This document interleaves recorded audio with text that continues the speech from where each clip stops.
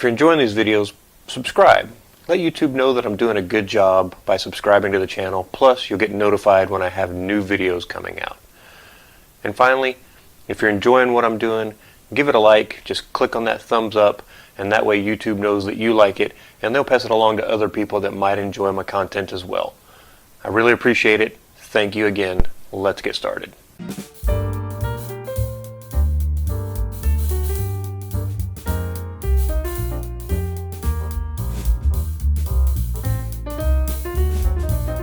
Yes, sir. All right. So good afternoon, everyone. Thank you for joining us, Deo, in our exit presentation for our long-term engagement as Balik Scientist of the DOST PICART.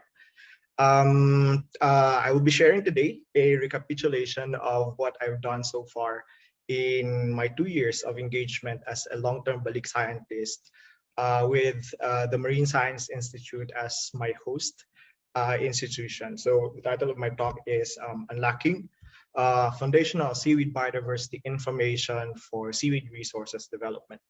So as mentioned earlier, I am the principal investigator of the Marine Phycology Laboratory and an assistant professor of the Marine Science Institute. And what we do in my lab is that we conduct basic and applied seaweeds research.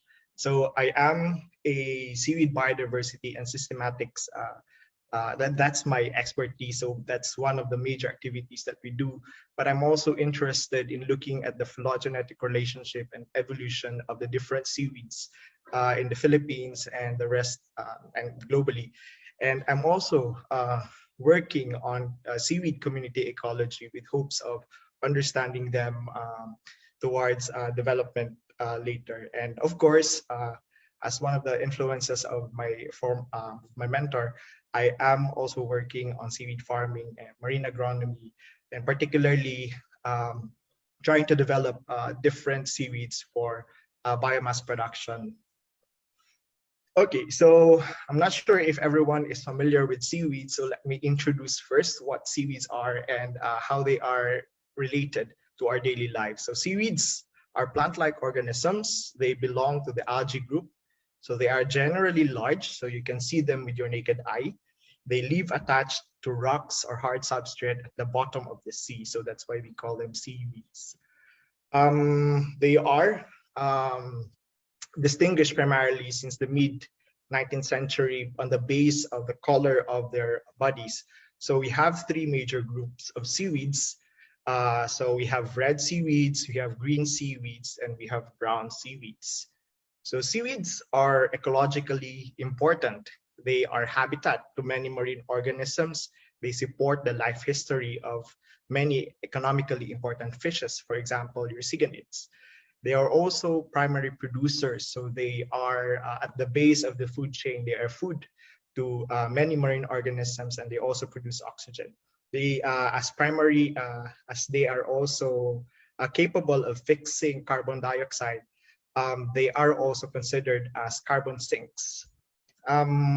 We also consider Crustulus coralline red algae as among the unsung heroes of the marine environment, particularly because they are very important. They're crucial in the formation of coral reefs. They facilitate the settlement of the coral polyps and enable the growth and promote the growth of reefs. And they are also very helpful in consolidating the loose substratum and can be very important in dissipating wave action, especially in terms during rough seas. Perhaps many can relate, especially among coastal populations. Seaweeds are economically important because they are widely used as food also. So in many Asian countries, seaweeds are a very important part of their diet. So in the Philippines, we have here among the commonly consumed food, especially in salads together with grilled food, are your kaulerpa, or your lato, and your yukyuma, or your gusto, and also with kapafaikus. In northern Philippines, among the most prized commodity is your phycocalidia or your gamet.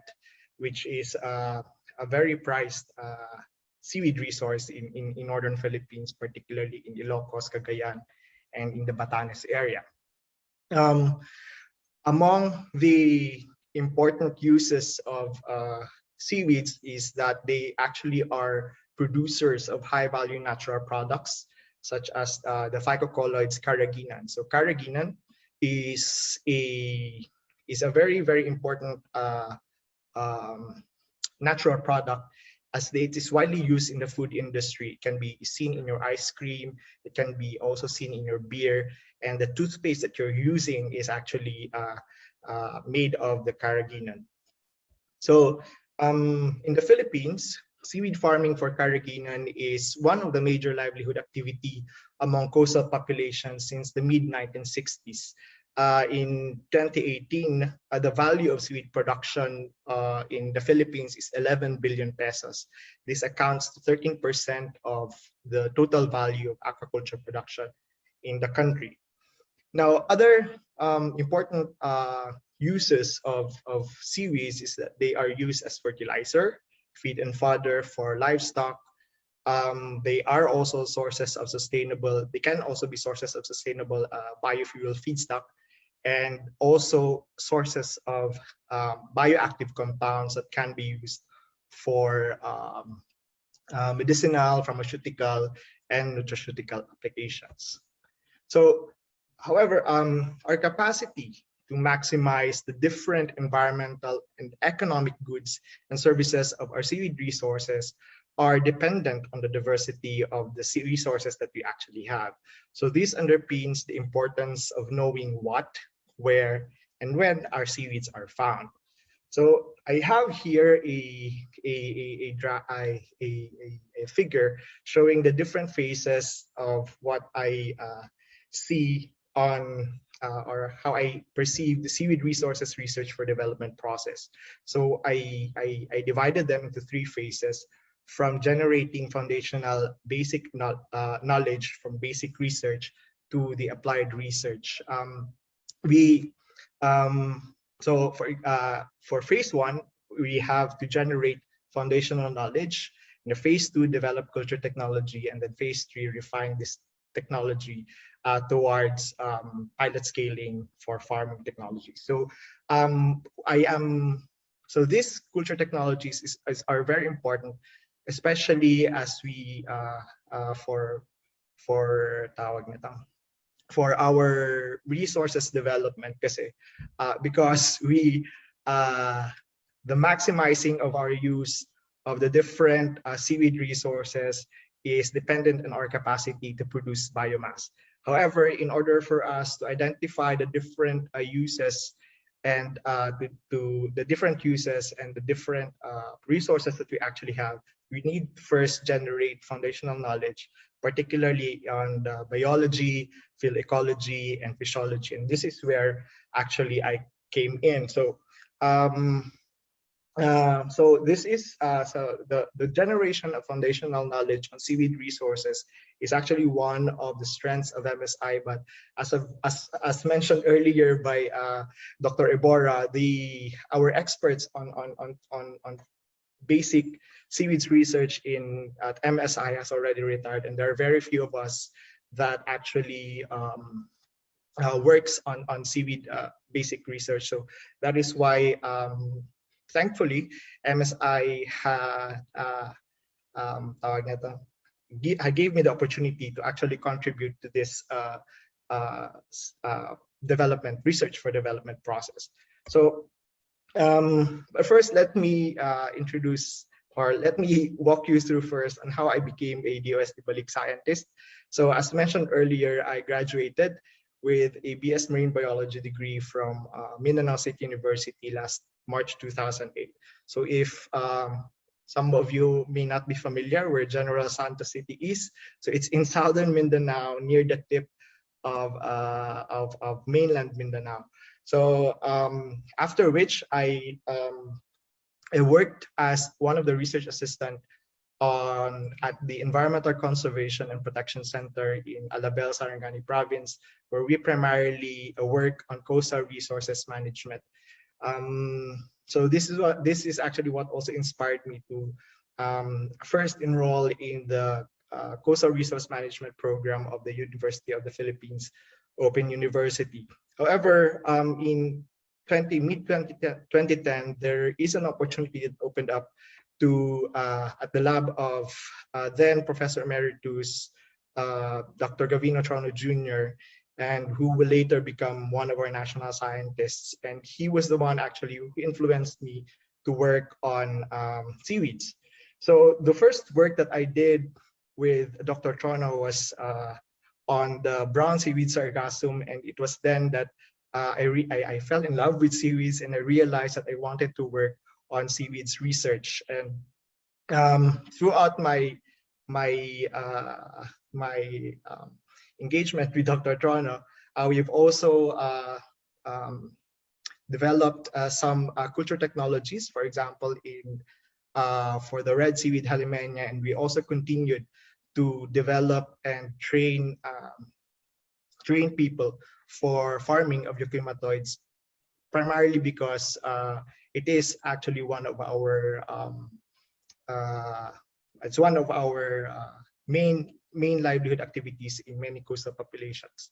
So, okay, when after realizing that I really want to work on seaweed biodiversity and systematics, Dr. Trono encouraged me to actually apply for scholarship abroad. And fortunately, I was granted a scholarship by the Japanese government under the Munbu Kagakusho scholarship grant. And I was fortunate enough to enter Hokkaido University. And this is Kazuhiro Kokame, who will eventually become my supervisor.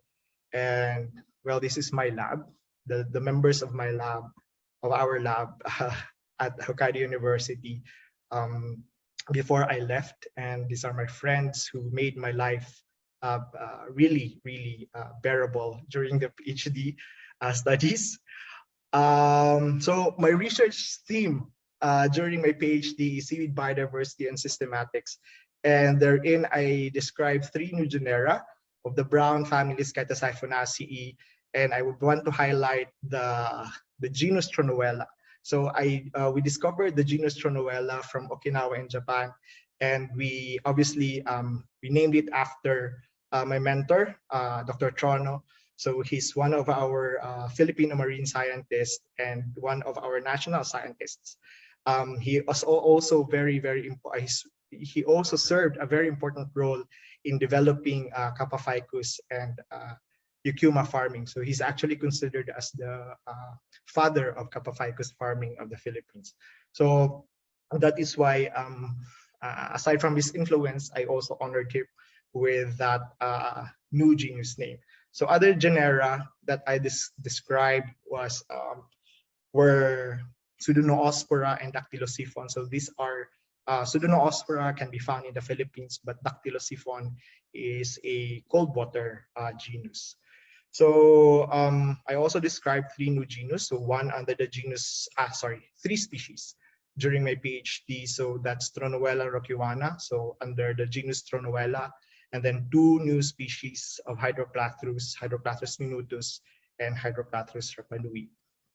So after graduation, I applied for the DOST Balik scientist, and fortunately, they are in need of a seaweed biodiversity scientist.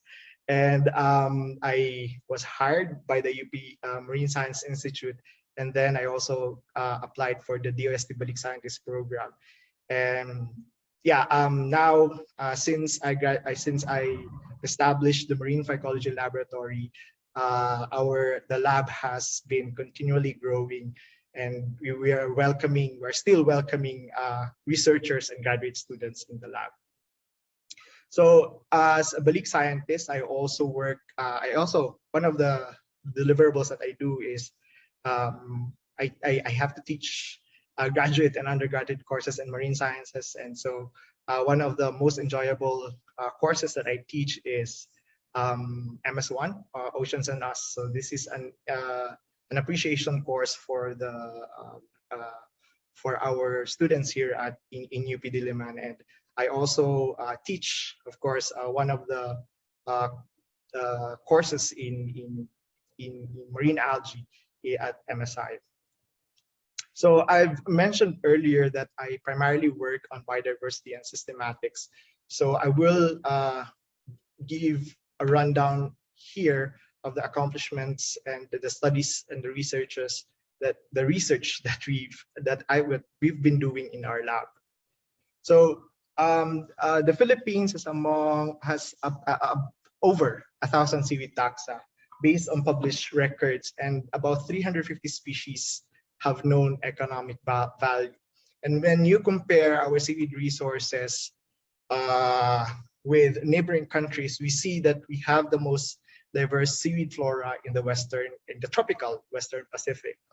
However, little is still known in the Pacific Seaboard, Southern Mindanao, and Calayan Island group. So there is a need to actually understand and to know our seaweed resources in order for us to, aside from protect them, also develop these resources.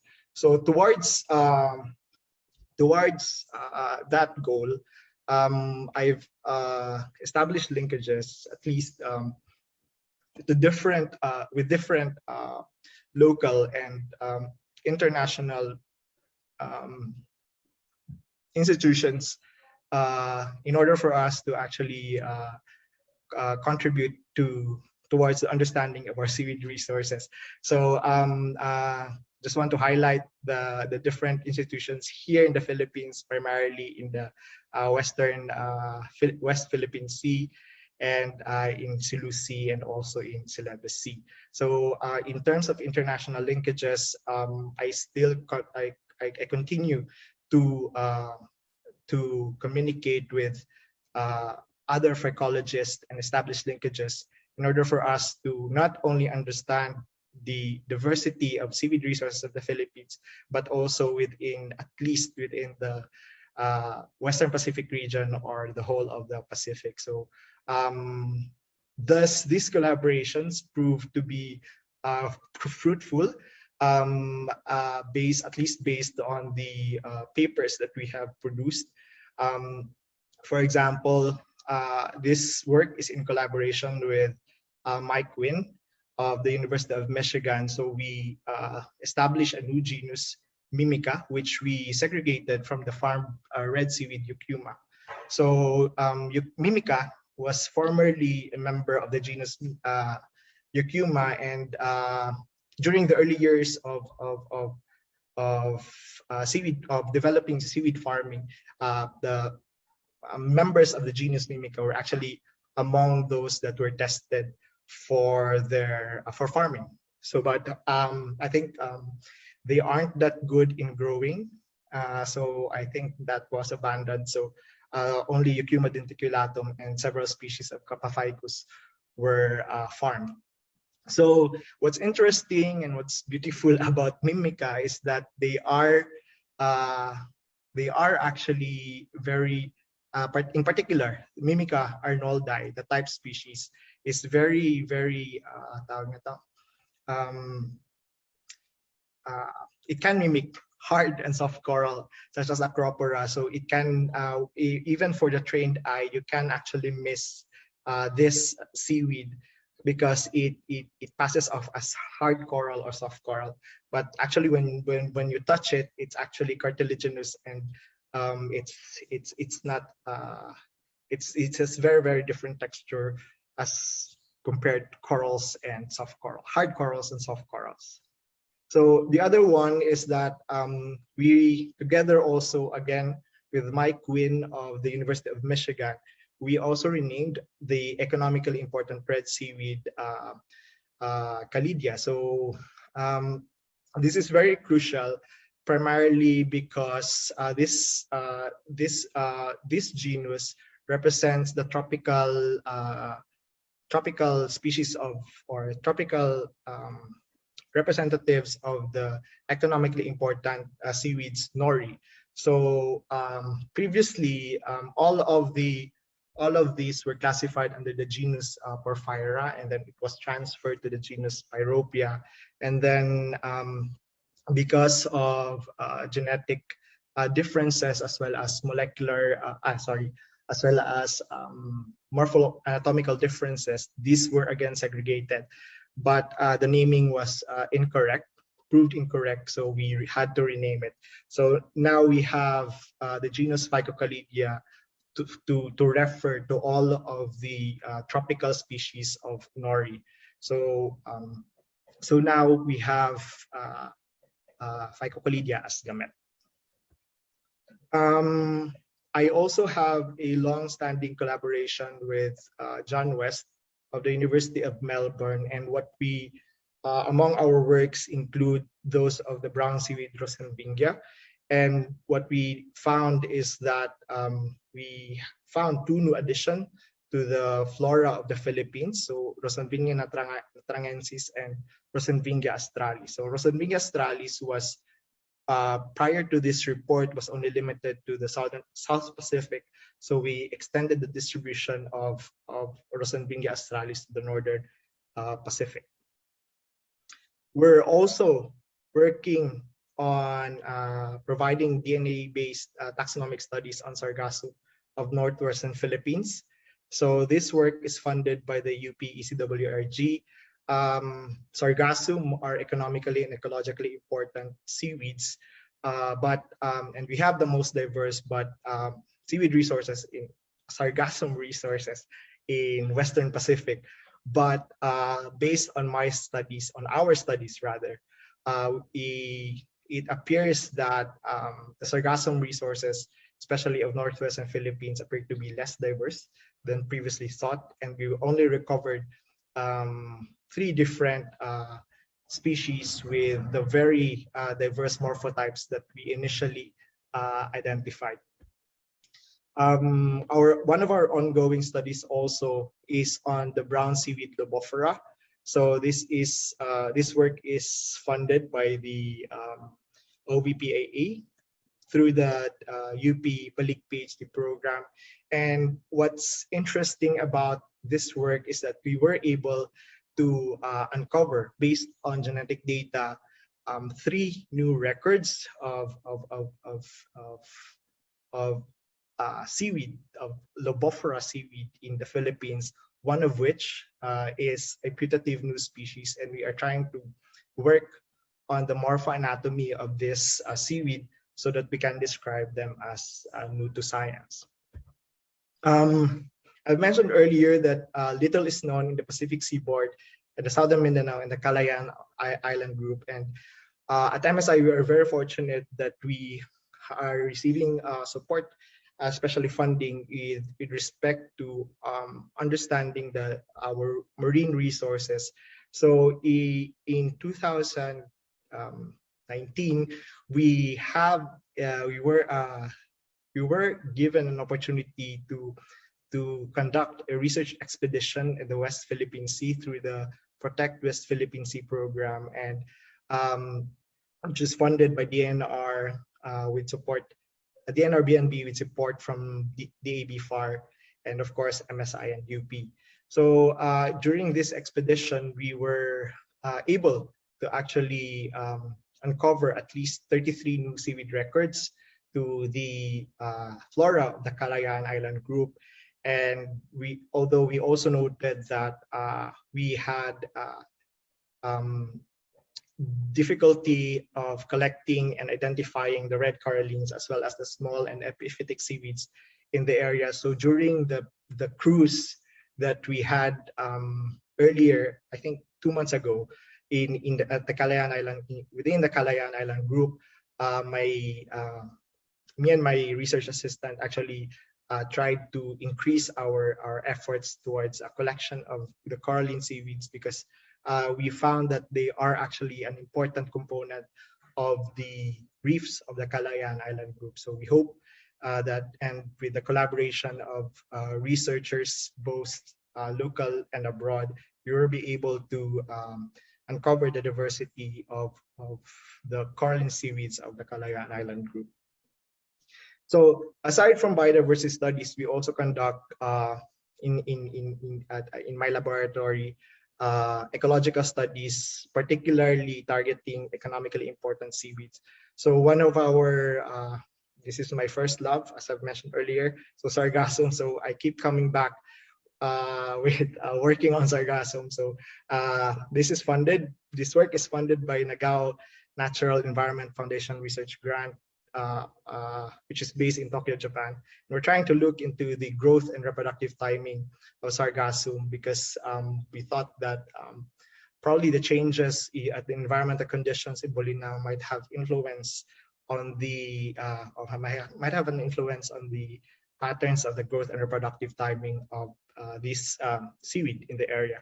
So this work is also being is also part of the master's thesis of one of my graduate students, si Brix Villafuerte. At MSI, our work is not limited. Our work on the diversity and systematics of Philippine seaweeds is not limited to just a collection and then preserving seaweeds through in the herbarium. So what we also do is we also try to collect and establish reference culture collections for different seaweeds, because a lot of our seaweed resources that we know of is actually based on the large and macroscopic one, but we do have a lot of yung mga medyo microscopic na mga seaweeds. So what we want to do is to uncover the diversity, because many of those microscopic seaweeds produce high value natural products and even bioactives. So for example, this Griffithsia that you can see here is actually known to produce Griffithsin, an anti-HIV compound. So culturing them and knowing them and identifying them and hopefully producing large biomass of these different seaweed culture collections will enable us to actually develop them for our benefits. So the other one that we found is a very beautiful red seaweed. So this is the red seaweed hypoglossum, which we collected in the Kalayaan Island group. And this work is being done also, the identification and the understanding of its growth and in culture is also being done by one of my graduate students, Dana. Also, we are very fortunate enough, and I'm really happy about this project. I'm excited about this project on Asparagopsis taxiformis, which is funded by the DOST Picard. So DOST Picard has been very supportive of our efforts to work on the basic research part, but towards the development of our seaweed resources for the benefit of the many of our coastal populations. So we are trying to understand the biology and ecology of the red seaweed Asparagopsis, the economically important red seaweed Asparagopsis, particularly because we want to develop them for culture.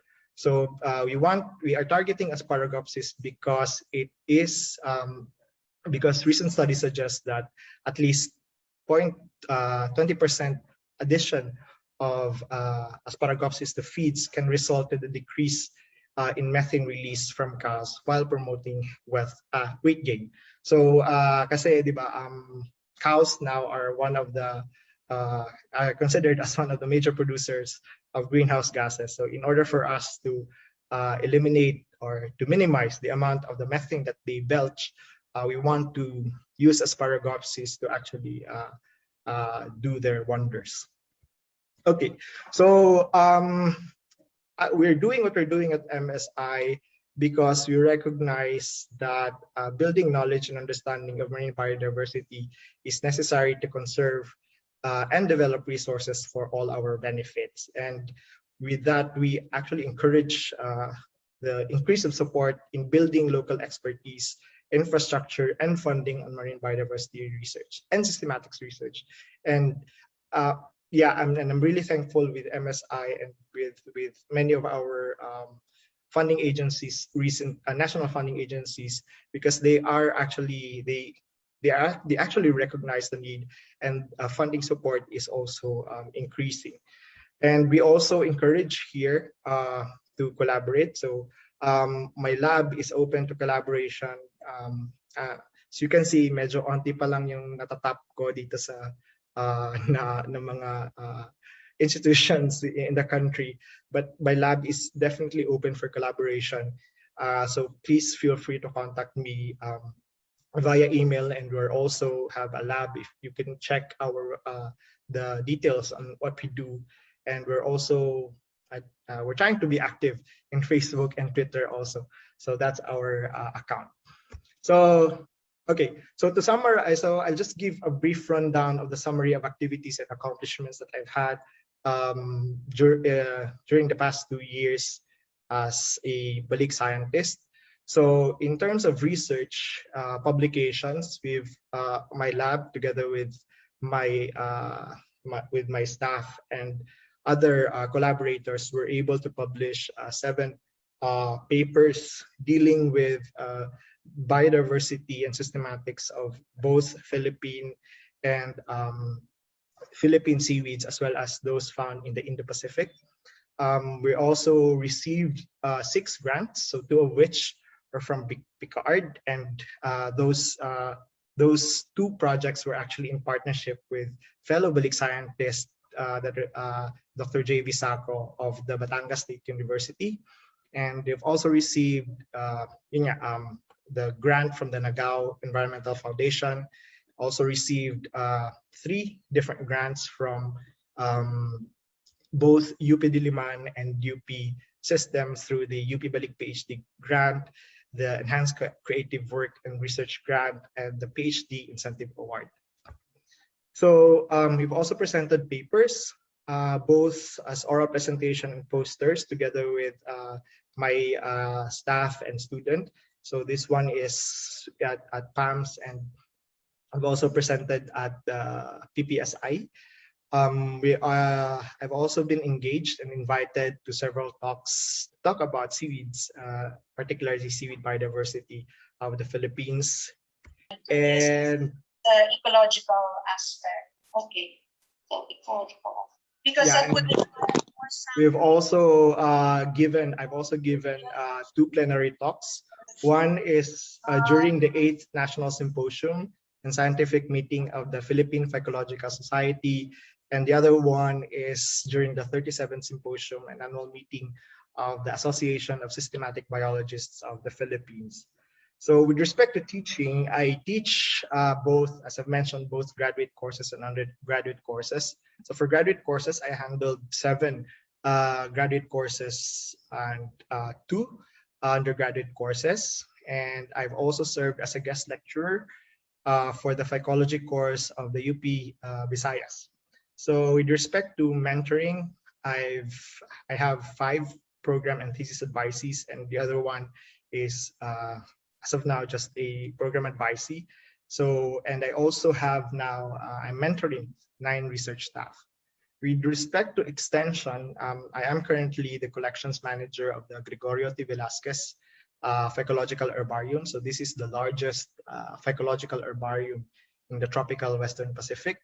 And I'm also serving as auditor of the Philippine Phycological Society, the treasurer of the Association of Systematic Biologists of the Philippines. I'm a member of the Philippine Aquatic Red List Committee, Aquatic Plants Group, and I'm currently also an editorial board member of the Academy Journal of Biology. So this is a journal of the Vietnam Academy of Science and Technology. Part of my extension services, I serve as peer reviewers to both local and international journals, and also to communicate. I communicate the science, seaweed science, both especially to the public through interviews and by drafting infographics of the different research that we do in our lab. So in terms of administration, I also serve as the academic coordinator of the Marine Biology Group of MSI, the Institute Coordinator for the DOSC Scholars, and I also served as the Sustained Academic Officer, Enhancement Officer of MSI. This was already mentioned earlier, but with respect to citations and distinction, I was awarded the 3rd place for the 2020 NASD Talent Search for Young Scientists by the NAST Philippines. Also, I was given the opportunity to be part of the 2020 Future Science Leaders Forum, and also awarded the UP Diliman Centennial Professorial Chair. So with that, I would like to take this opportunity to really thank the Marine Science Institute and UP Diliman for providing a really, really good venue for me to conduct research, teaching, mentoring, and extension works. And I cannot thank MSI faculty enough for the trust and for trusting me to become part, and also to become part of the faculty.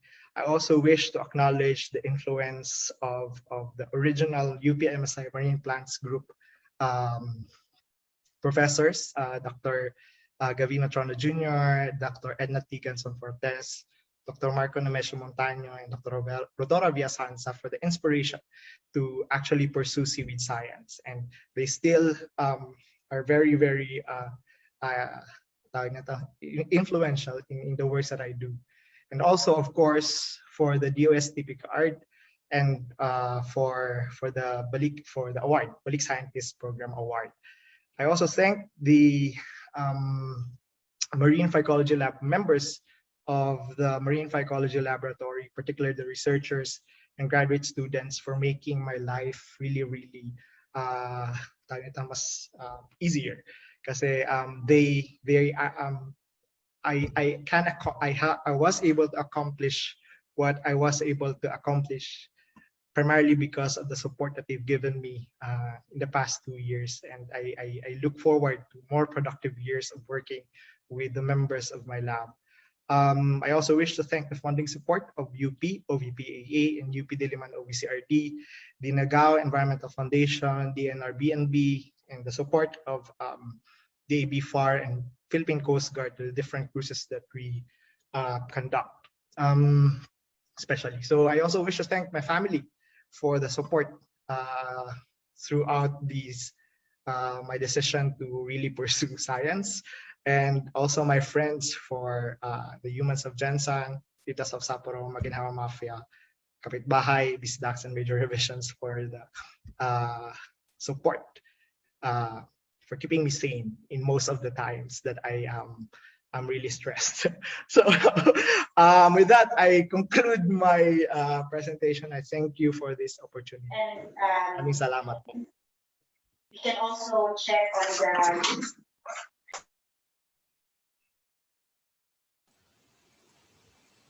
Okay. Thank you, Sir Fred, for that enlightening na topic. Parang ang sarap-sarap gawin ng ginagawa mo, di ba? Nakakaaliw siya. So, para sa guests natin po, for our viewers, please please type in your our comments or questions on our chat box, or for those in FB Live, please type in your questions or clarifications in the comment box, and we'll answer that later during the open forum. So ready na po yung ating next speaker. So our next speaker is also a long-term Balik Scientist awardee. His engagement started in January 2, 2019 and ended last January 2, 2021. He obtained his Bachelor of Science degree on biology, major in marine microbial ecology at the UP Baguio, and MS in marine science at UP Diliman. He has an inter-university PhD in oceanography at Université Laval in Quebec, Canada. He started his career as Senior Research Associate at UPMSI, and then he became an expedition scientist from 2013 to 2015, and also an intern at the Centre National de la Recherche Scientifique, Institute of Biology in École Normale Supérieure, Paris, France, and Executive Vice President and Head Delegate for University Laval's official delegation to the National Model United Nations in New York, USA.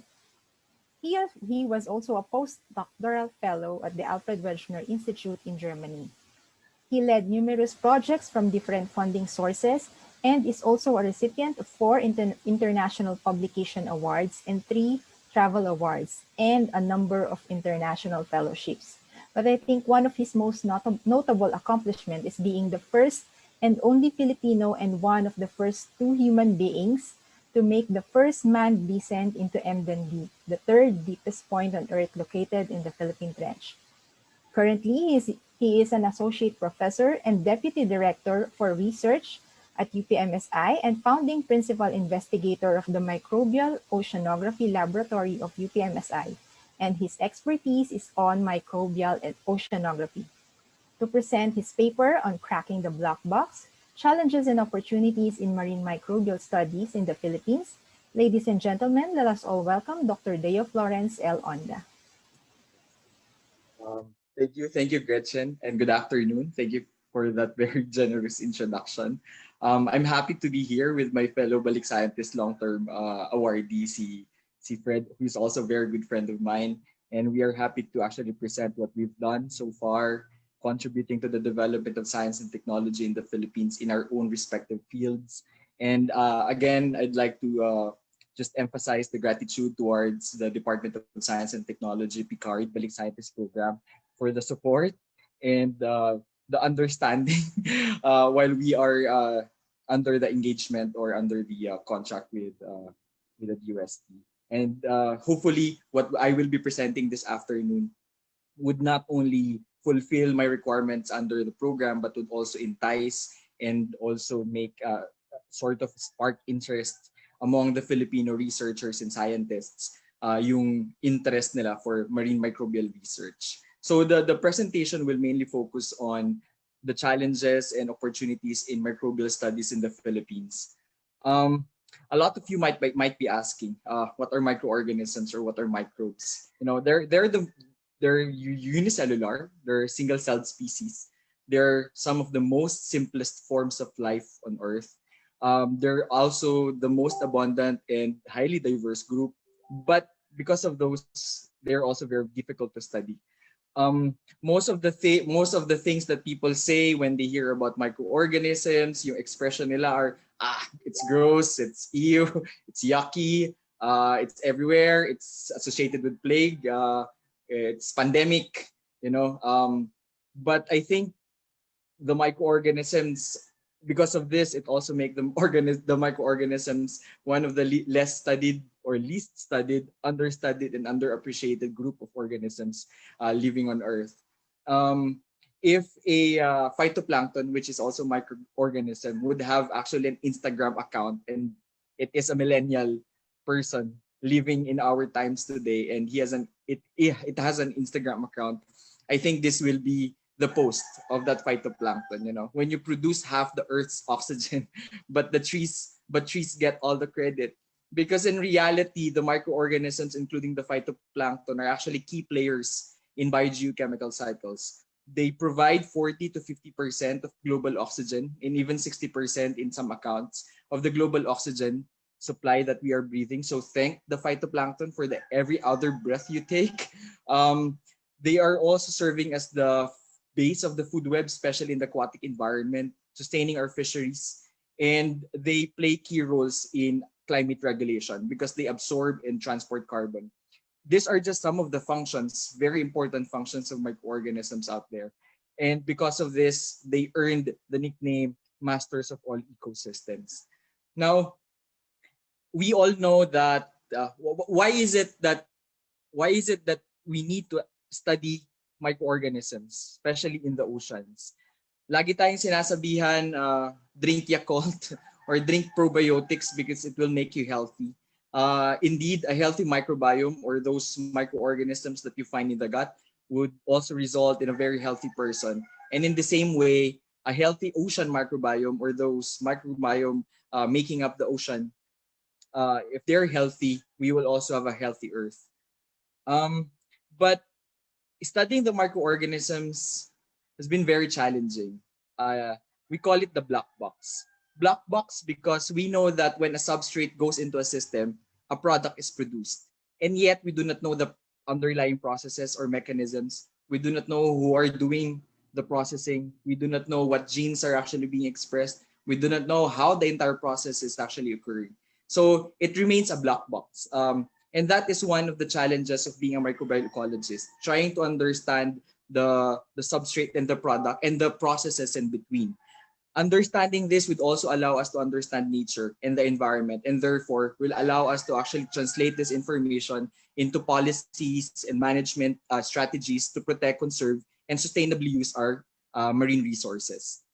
While doing my PhD in 2012 to 2017, there was this big expedition called the Tara Oceans Expedition. So they converted a schooner, a sailboat, into a research vessel. And that sailboat went all over the world to actually just study phytoplankton and micro or other microorganisms and trying to understand what are their real functions and contributions to the marine environment or the processes within the oceanic system using mostly omics, proteomics, transcriptomics, genomics. So when I was a PhD student, this was one of my inspirations. It was really a rebirth of the field of microbial oceanography. There were a lot of new insights. There were deeper understanding of the processes. It revealed the unprecedented diversity and roles played by microorganisms in the marine environment and in the ocean. So when I was a PhD student, I thought this was a very, very good opportunity because there was a rebirth for my field. And interestingly, in many of these planetary expeditions, global expeditions, many of this actually missed the Philippines. They tried going there into 2012, but they were not able to take samples. They tried again in 2018, but they failed to actually take samples again. So the region in the West Pacific, as well as the marginal seas in the South China Sea and the inland seas of the Philippines remain to be understood. There's still a lot of things that we can explore and we need to explore within our waters. So I thought, probably this was a very good opportunity for me to come back home. So I started my journey in the Philippines and I did my PhD in Canada, in Quebec, actually in the North Pole, in the Arctic region. And then after doing my PhD in the Arctic region, I again went for a postdoctoral work in Alfred Wegener Institute, looking and understanding the microorganisms again in the Arctic region, in the Fram Strait. So the question for me is that when I come back to the Philippines, what opportunities will be there for me? Is there actually a niche for a microbial oceanographer trained in the Arctic to actually practice his profession in the Philippines? So before I went home, I needed to study the battlefield, So I wrote this review paper together with some of the notable experts in the field. Some of them I think are here, and I thank them for writing this paper with them.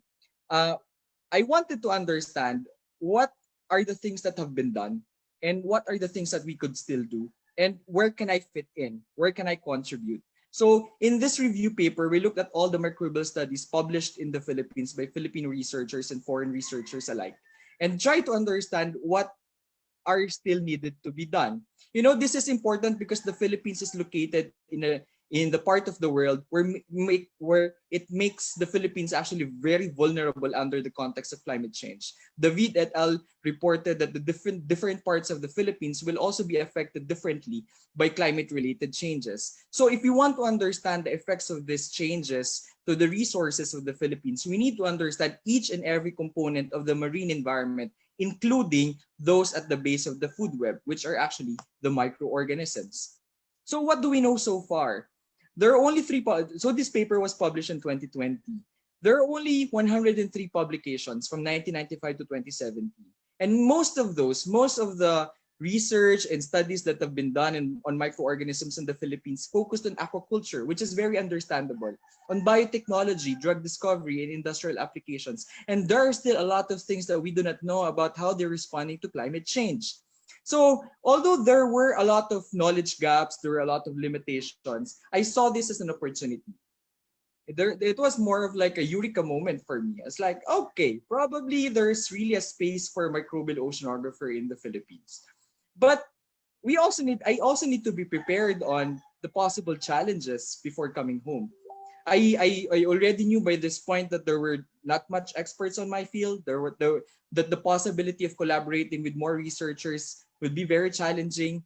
There's not much infrastructure for open ocean or sea-going capacity. If I am an oceanographer, if I wanted to study the middle of the oceans, I need to go there and I need vessels and platforms like research vessels and also funding.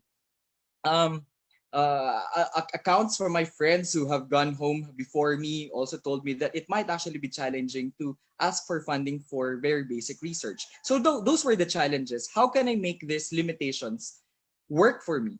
How can I actually make my profession and my move back to the Philippines become a better experience, you know? So knowing all of this, I went home to the Philippines in 2018 with the invitation of the Marine Science Institute, and also after applying, and established my own research group called the Microbial Oceanography Laboratory. Four main thrusts for a research group: marine plastics, polar research still, harmful algal blooms, and microbes in the oceans. So in the next slide, and then in 2019, after staying 1 year in a MSI, I was accepted and I was awarded with the Balik Scientist Long-Term Engagement Award by the Department of Science and Technology through the PICARD and the MSI as my host. The main objective of that engagement was to contribute to the development of the field of microbial oceanography and related studies in the Philippines.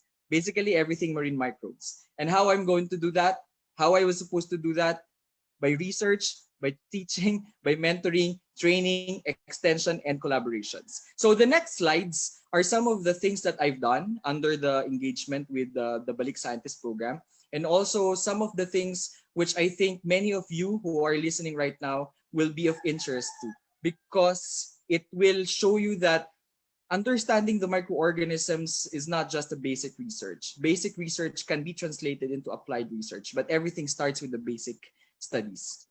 So first is microbes in the oceans.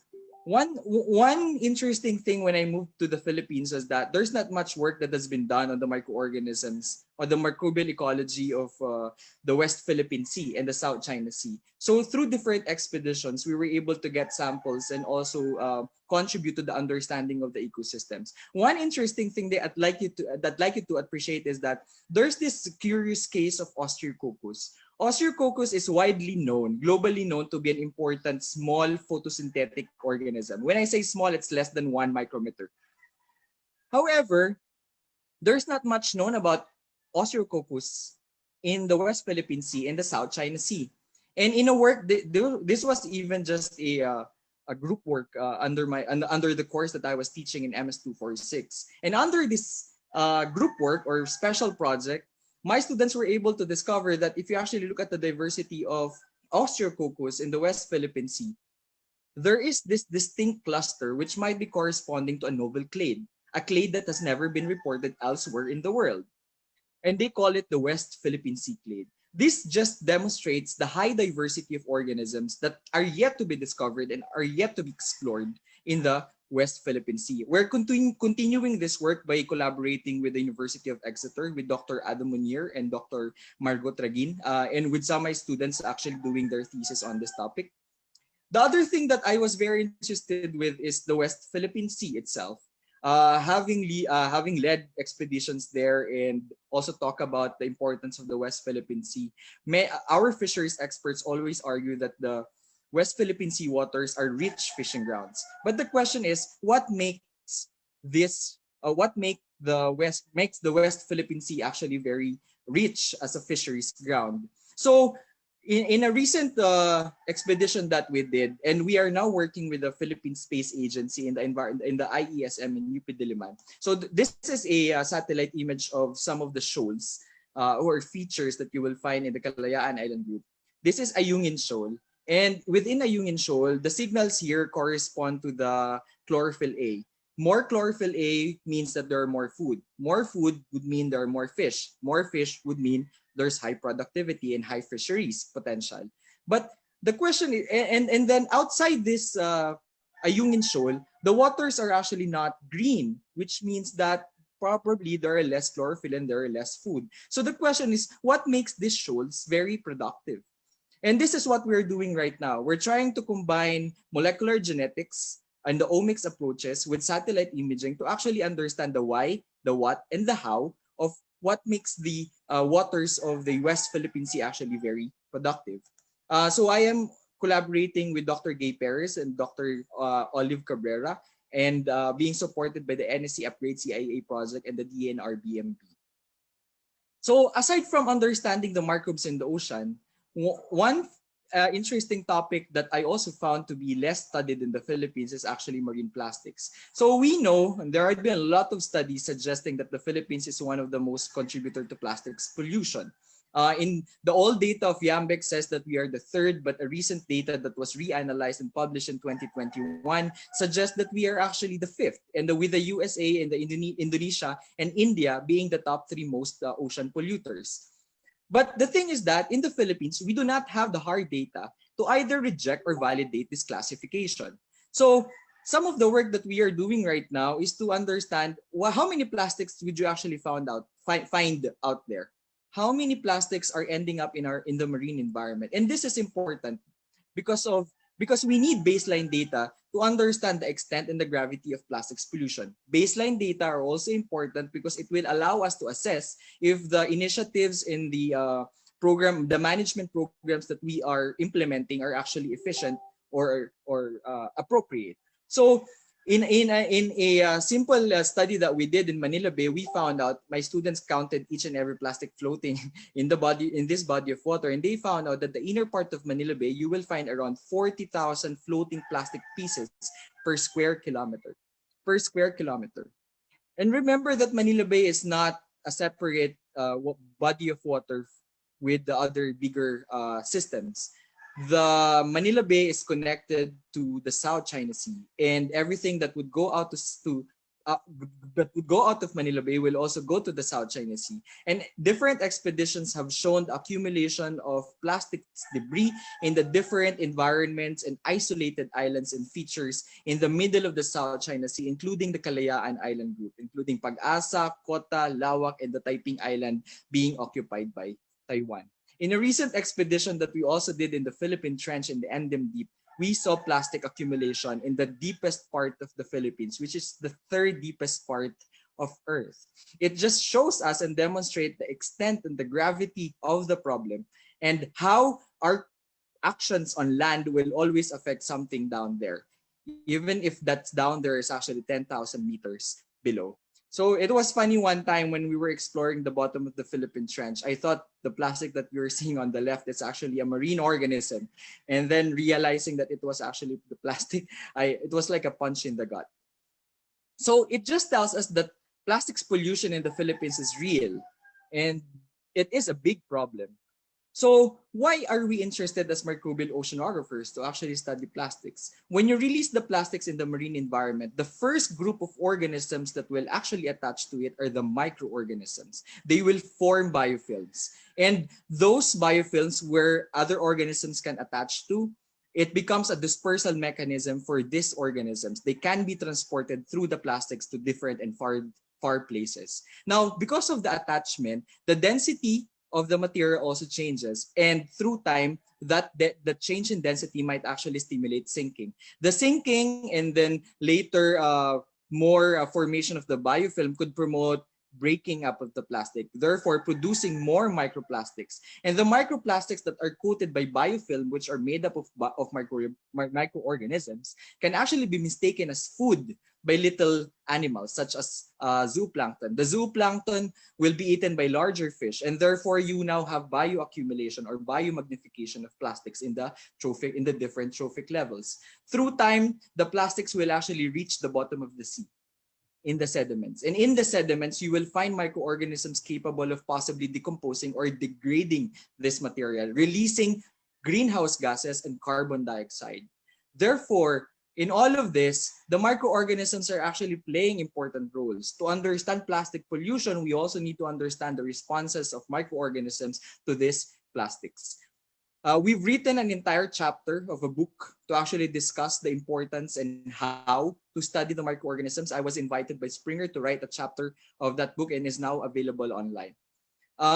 In the context of the Philippines, a workshop that I did with my students, we wanted to again assess what has been done so we will know what to prioritize. And we found out this paper was published in 2020 with my students, and we found out that there were only around 10 or 11 papers that have been published on the Philippines focusing on plastics. Probably there are 3 or 4 more right now added in the past year, but again, it just shows us that there's a lot of things that we still need to do.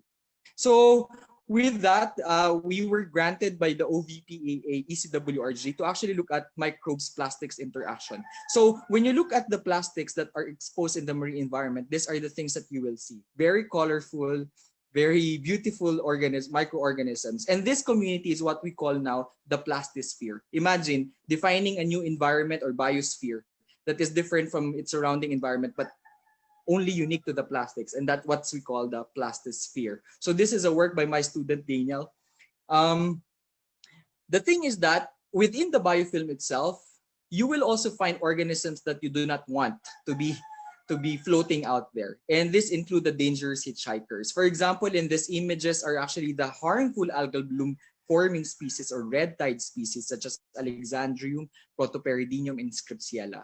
Imagine if a plastics is released in Manila Bay, coated with biofilm, and HABs forming species actually attached to it, and that plastic would go to Cavite, to Bataan, and even to the Spratlys Island, there is a possibility for that HAB species to actually spread. Therefore, making the plastics as a dispersal mechanism for unwanted species. We also found that plastics that are exposed to the natural microbiota that you find in the sediments can change the properties of plastics. So here you have a micrograph of a new or unexposed plastics and a plastic that has been co-incubated with microorganisms that are able to form biofilm. And you will see the difference in the topography of the surface, suggesting that there was a change. There was a change in the physical and probably chemical structure of the plastic surface. And this is what we found. We found that through time, new products are being produced on the surface of the plastic, suggesting that the property of the plastic itself is changing because of microbial action. So this is an incubation from day 7, day 42 to day 91, and you will find creation of new moieties which could possibly be related to bacterial action. We also needed to understand who are these bacteria and how are they doing this. And using omics, we were able to find that different groups of bacteria, represented here by different colors, are actually associated with the production of different moieties or biodegradation indices, suggesting that different taxa are actually targeting different substrates. And therefore, to degrade a plastic, it is a community effort. And to understand plastics biodegradation, we need to look at it from the perspective of the community. So this is what we are doing right now under the OVCRD PHDIA project. And we are collaborating with the Observatoire Oceanologique on Banyuls Mer with Dr. Jean-François Giglioni.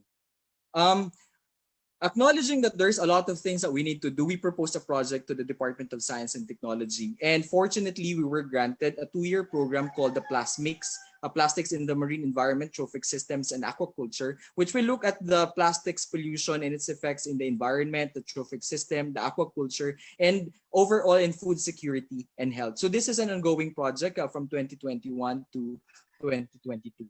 So part of the project is to actually understand the standing stock, or how many plastics are actually suspended in or accumulating in the coasts of the Philippines. So this is one of those.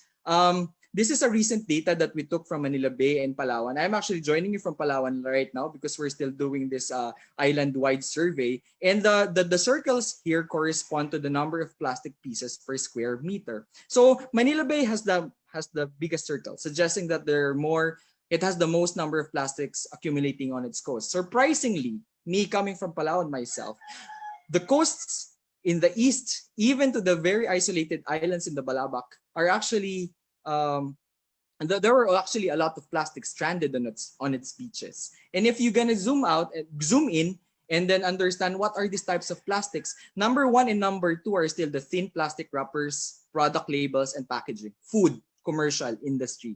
The second, foamed or styrofoam fragments. So, but the surprising thing for us is that number 3 are the strings or the ropes, and the number 4 are the fishing lines. So these are just some of the ropes and the strings that you will find very abundant in the eastern and southwestern part of Palawan. Now, the question is that, why are there a lot of strings and fishing lines suspended or accumulating on the coast of Palawan? If you're gonna go to the eastern part of Palawan from north to south, you will find many and a lot of rafts for fish fry collection or harvesting. And they're using these lines to actually suspend the traps. And the thing is that many of these traps, they don't get recovered. They just leave it out there until they get worn out, and this ropes and lines just get suspended on the shore, again increasing the exposure of many marine organisms to this plastics pollution. This is actually a big problem in Palawan, and even Puerto Princesa has already implemented several regulations to regulate the rampant collection of lobster fries in the different coasts of their city.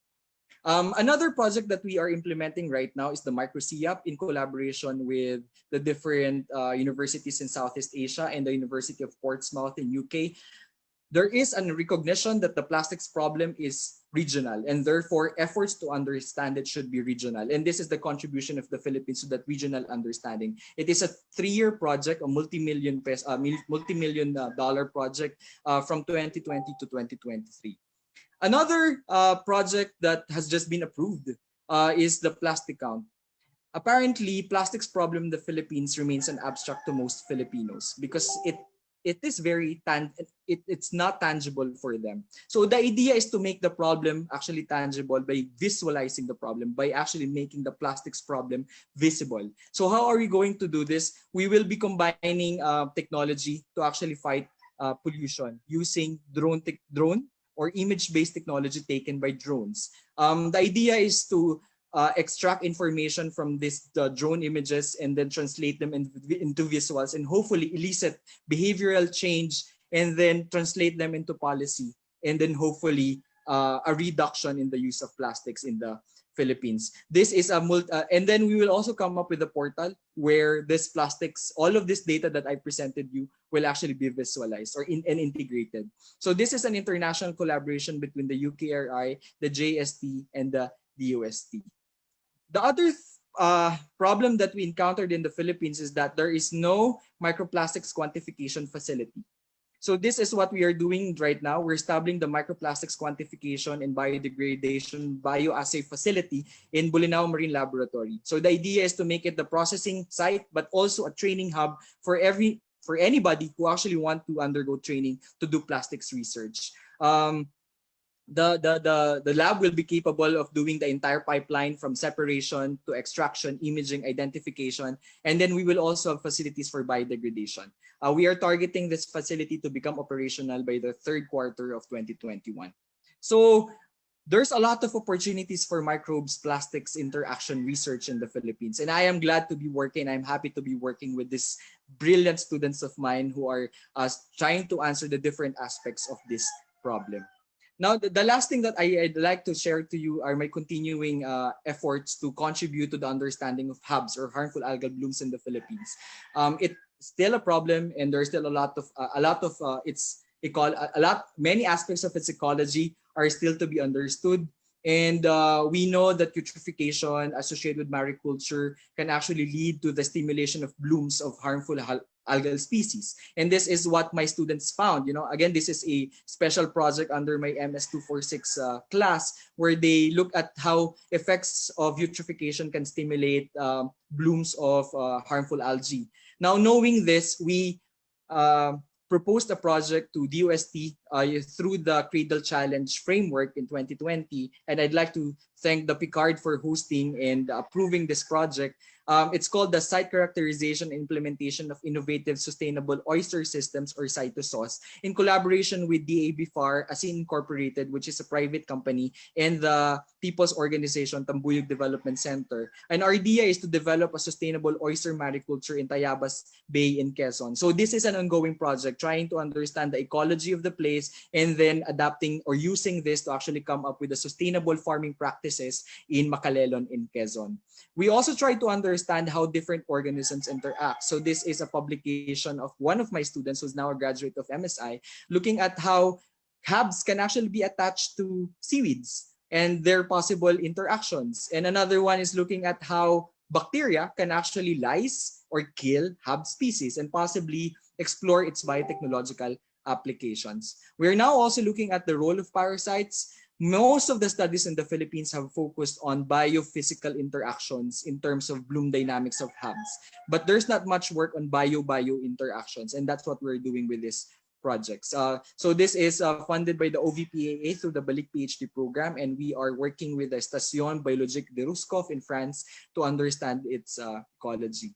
The other thing that I'm very excited about and happy to share is that we are coming up with a project that will focus on early warning system for harmful algal species using this submersible imaging flow cytobot. So it's like a robot that automatically samples water, counts the cells, and then takes the images. The images will be sent to a server using satellite or wireless connection, and then using AI or deep learning algorithm, identification of the species will be automated. And after that, the data will be viewable online. If you have target species, you will know when are they occurring, when they become abundant, thus allowing the public and the local government agencies to actually come up with science-based decision making to guide the fisher folks on when and where not to collect some food or shellfish that might be contaminated by harmful algal species. So this entire project is actually to be funded hopefully by the PICARI California Advanced Research Institutes of under CHED. And we are doing this project with many universities around the Philippines. And because we will be establishing many different sites as monitoring sites, we are also coming up with the Philippine Ocean Observing Network. And hopefully, the data that we will be gathering will not only be useful for HABS research, but actually in understanding the microbial ecology of these waters archipelagically. While under the DOST BSP program, I still continue doing expeditions, primarily because I am an oceanographer. I needed to go to the ocean. So in 2019, I was invited to go back to the Arctic. This is an ongoing collaboration. If not for the pandemic, I might actually be there next month. But we adapt to the situation. So I was able to again go back to the Arctic and then continue collaborating for polar research both in the Antarctic and Arctic using through the Alfred Wegener Institute and the Korean Polar Research Institute. In 2019, thank you to Dr. Villanoy and Dr. Arceo, I was given the task to actually lead the Protect WPS program funded by DNR and BMB, where we look at the diversity of the different environments and marine habitats in the West Philippine Sea. In 2019, I was also invited by the National Sun Yat-sen University in Taiwan, and I was one of the few Southeast Asian scientists who were invited to actually stay in Nansha in Taiping Island, which is their international research station found in the middle of the South China Sea. In 2021, just recently, I was invited by the Caladan Oceanic to represent the Filipinos to dive the Emden Deep in the Philippine Trench. So that dive was actually, well, interesting because it showed us that the deepest parts of the oceans are not lifeless. So these are some of the tube-forming sea anemone that we found in the deepest part of the Philippines called the Galathiantenum. And also there were a lot of amphipods that were having a feast on the carcass of a mackerel that we sent down there. It just shows us that the deepest parts of the oceans are not dead. And if we are sending garbage down there, we might have already been changing or altering the ecosystem without knowing it. In 2021, I was given the opportunity again to lead the Protect WPS expedition as part of the DNR BMB project and also participate in the Upgrade CIA funded by the NSC expedition. All of these expedition experiences are relevant primarily because I am also leading a project funded by the National Security Council to establish the National Academic Research Fleet. Together with my co-project leaders here, Dr. Seringan, Dr. Villanoy, and Dr. David, and Dr. Pante. The idea is to develop this, procure and then hopefully develop these different research vessels that can be assigned in the different parts of the Philippines, amplifying and increasing our capacity to actually do ocean-based research. So this is part of the Upgrade CIA program funded by the National Security Council. So just to summarize, from 2018 to 2023, in 2019, 2020 being the years I was affiliated with the DOST Balik Scientist program, I was able to produce 7 co-authored publications with MSI students and then implement 10 10 projects. Some of them are already done or finished, and some are still going. And 2 more are for implementation this year or early next year. I've been very active also in reaching out to the different agencies and thus facilitating signing of the different MOA between national government agencies such as PCG and then other institutions such as NGOs, international universities, and private organizations. I still served as an editor and reviewer for different journals. I was given an opportunity, and thank you to our director, Director David, for inviting me to actually serve as the Deputy Director for Research of the MSI since 2019. I was also seating, and because of that, I was seating in different government technical working groups and offices, meetings to represent the MSI and contribute to the development of marine scientific research in the Philippines. I still, as part of my responsibilities, I still continued giving webinars and lectures. Some are plenary, keynote, and invited, and many are national and international in scope. I'm just like Dr. Fred. I am a firm believer of science communication. I think we need to translate the scientific information into more palatable forms so that the public can better understand and appreciate it. So I've been doing a lot of extension work, providing my insights and my expertise to different radio, TV, news, magazine, documentary programs.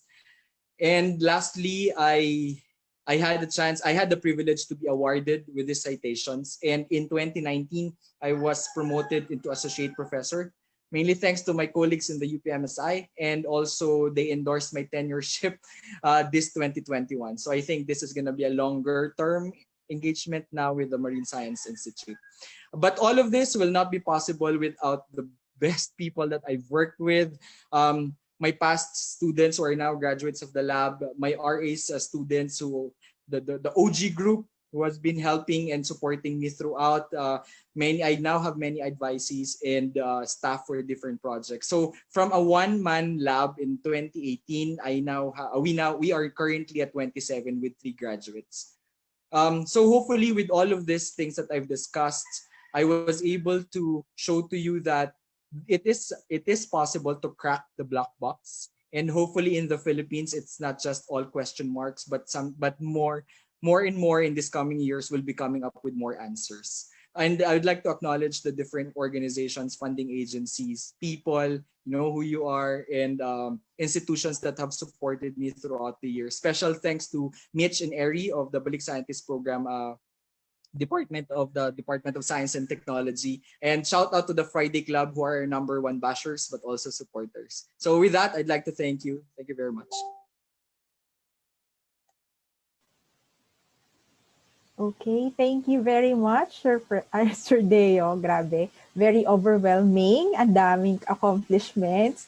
Congratulations. So, nagsusulat ako dito ng mga term na igagamitin ko eh. So, engaging and interesting, ang dami. So, bago tayo mag-open forum, kasi alam ko marami magtatanong, let's listen muna kay Dr. Laura David for the impression as host institution.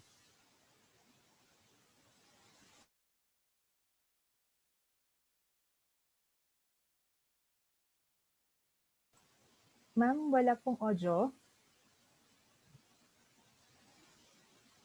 There you go. Binigyan na ako. Yes, ma'am. Okay.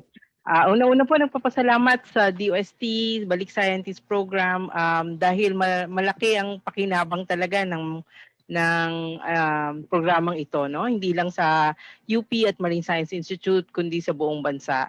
It really does give the opportunity for our young scientists to be able to come back and contribute, and hopefully, like Dr. Deo and Dr. Fred, also stay for a longer term and continue the development of their sciences for the Filipino people.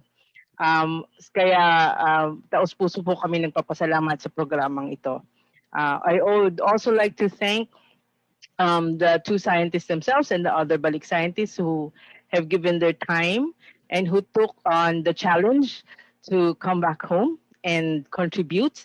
I know that prospect is not always seemingly inviting at the start, and that you did have to go through a lot of challenges and frustrations because not everything that you're used to in other countries are quickly available in the Philippines. But nakita nyo naman, no, pag nagpursige at nagpatuloy kayo, ang laki naman talaga ng impact ng ginagawa ninyo. So thank you for that. And then finally, I would like to thank the DOST community in general, no? Sa patuloy niyong pagtaguyod sa pag-aaral sa kalikasan at lalo na sa pag-aaral ng karagatan ng Pilipinas. Marami pa po tayong kailangang pag-aralan. Talagang 80% ng Philippines ay katubigan. So hindi lang po yung mga marine scientists kundi all of the other sciences also need to focus in the marine environment as well, so that will be able to take opportunity of all of these beautiful resources and make sure that it is sustainable and that we will not only survive but thrive in the new climate change regime. So sa ngalan po ng Marine Science Institute, maraming salamat po. Thank you po, Dr. David. And thank you po for hosting all our Balik Scientists. At saka sa mapagsuporta nyo sa aming, hindi lang sa Balik Scientists, pati sa iba naming programs, kagaya ng GRAPE. So, we are now opening our floor for questions, clarifications. May I request Sir Deo and Sir Fred to turn on their videos. Doon po sa mga nasa Zoom, pwede po kayo pwede niyo pong gamitin yung raise hand button to ask your questions.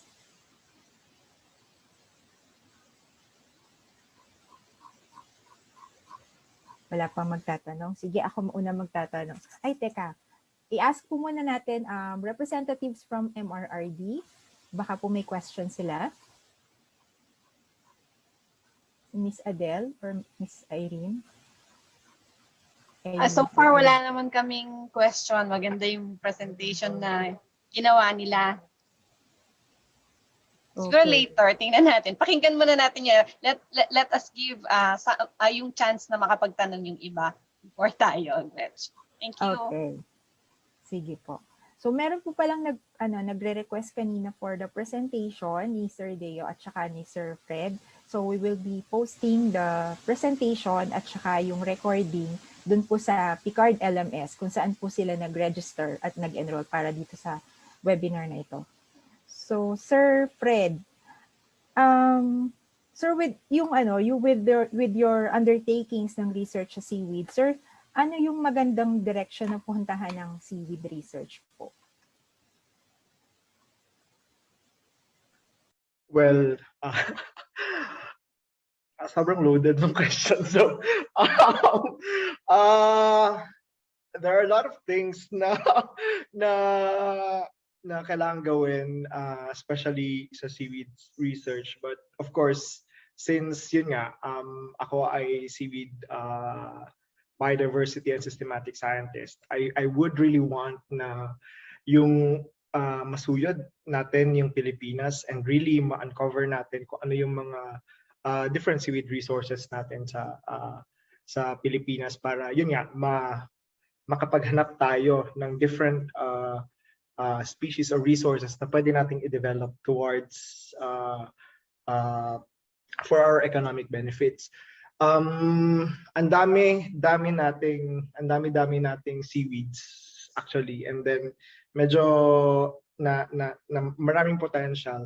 So for example, I'm really excited and I'm really thankful for Picard na you really funded our proposal on Asparagopsis kasi there is really a good potential on those seaweeds. So I think yung aside dun sa biodiversity and developing culture technologies, it would also be nice to actually see how yung tawag nito, yung studies actually dun sa chemistry ng natural products chemistry in particular, kasi yun nga as I've mentioned, maraming bioactives yung seaweeds, and then marami siyang pwedeng applications, and even yung sa tawag nito, marami siya pwedeng applications sa nutraceutical, medicinal, pharmaceutical.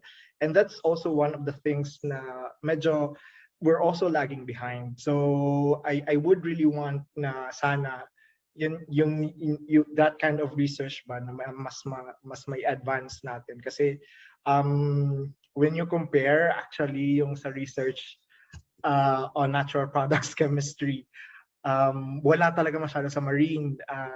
Wala masyado sa marine, wala pa masyado sa seaweeds.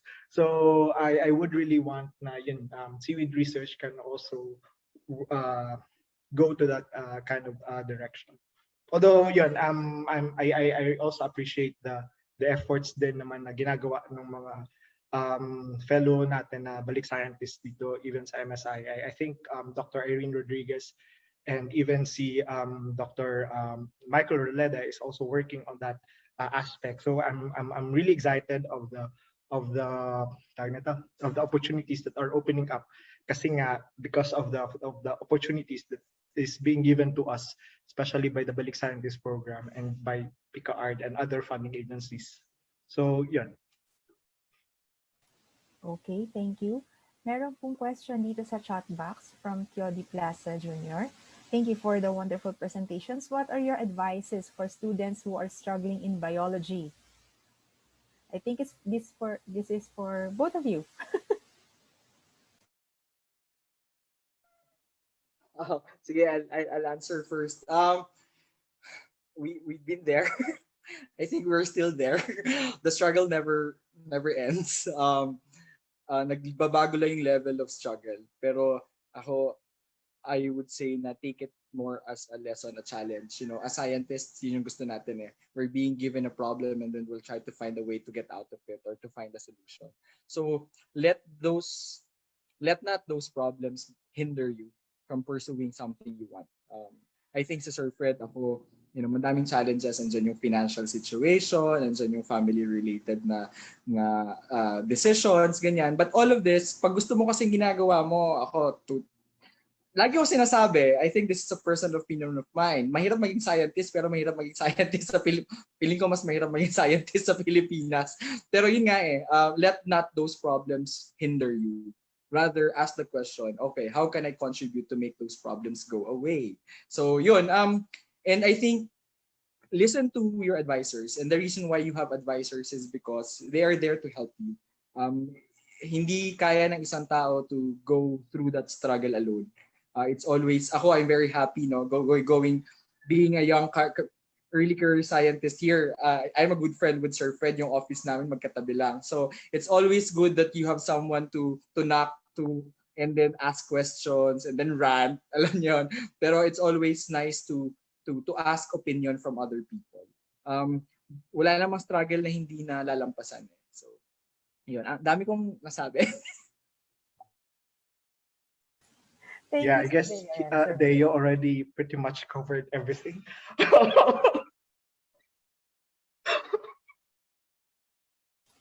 Ayan, sige. So yung susunod naman pong question, si from MMSU, si Sir Art Del Rosario. How can we collaborate for seaweed codium research in the future? I think we just have to contact them.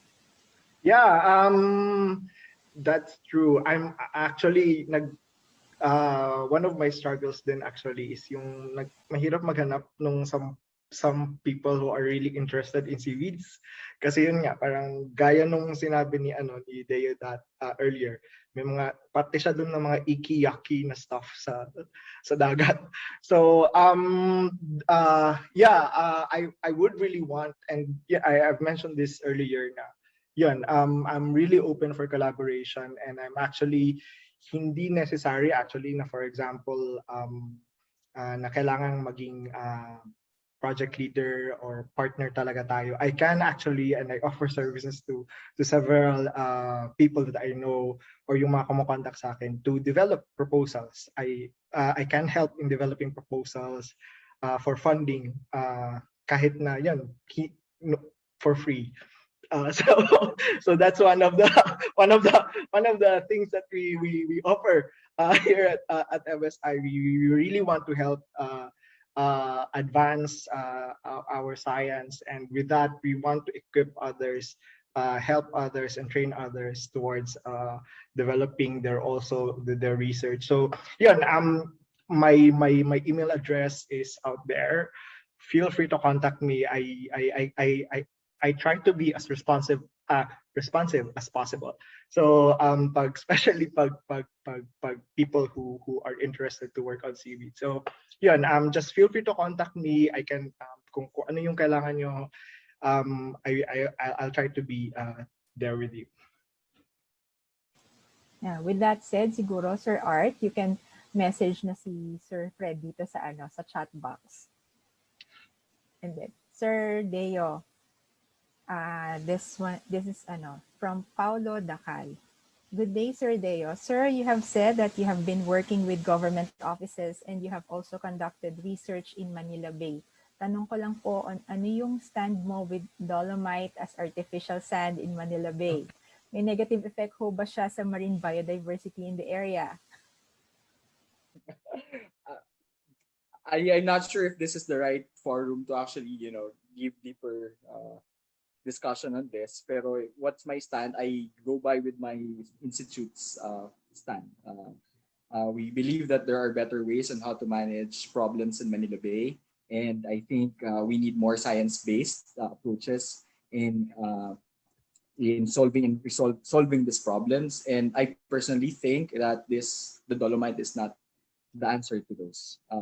If you need more details on that, I think yung press release ng MSI, which is a very, very comprehensive one, and not just only of MSI, also of the IESM, the Institute of Biology, the College of Science, and the different NGOs and organizations, providing you with more scientific perspective will be very helpful. And they're all available online.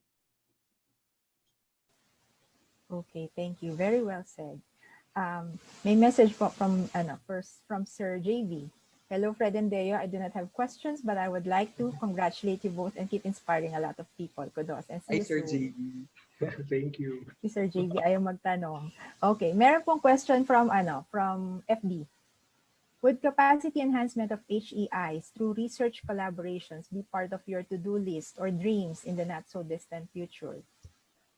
Possible po kaya magkaroon din ang Pilipinas ng sariling online database para po sa ating marine species? Wala daw si Sir Fred. Yes, I mean, definitely. That's really one of the things that I want to do, especially sa seaweed biodiversity research. I intend to conduct trainings to equip people to at the very least identify at the genus level, pero better siguro kung at the species level. Pero yun, there are trainings that are in the pipeline in regards to that. And with respect to yung database ng different species na sa marine species Pilipinas, there is actually an ongoing effort through the sa MBRIS, Hope, ano nga ba yun, Deo? Sorry, yung program ng DNR together with UPMSI on biodiversity. So we actually have a marine biodiversity resource information center here at MSI that it seeks to consolidate all of this information, and hopefully in the very, very near future, you will be able to actually put up a database online consolidating all of the biodiversity information. So at least at the MSI level, we're trying to, for example, with respect to our seaweed specimens at the Chitty Velasquez Herbarium, we're now trying to actually complete maraming trabaho na kailangan gawin, but we're trying to complete the databasing of our collections. And isa talaga sa mga pangarap ko is yung gawing available online yung lahat ng collections na yon.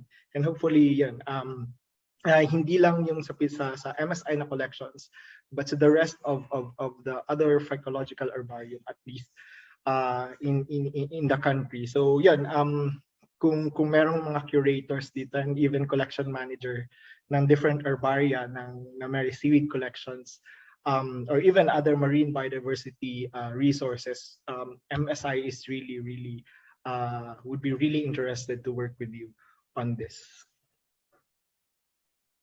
Siguro just to add on that, wearing my Deputy Director for Research hat sa MSI, all proposals go through me.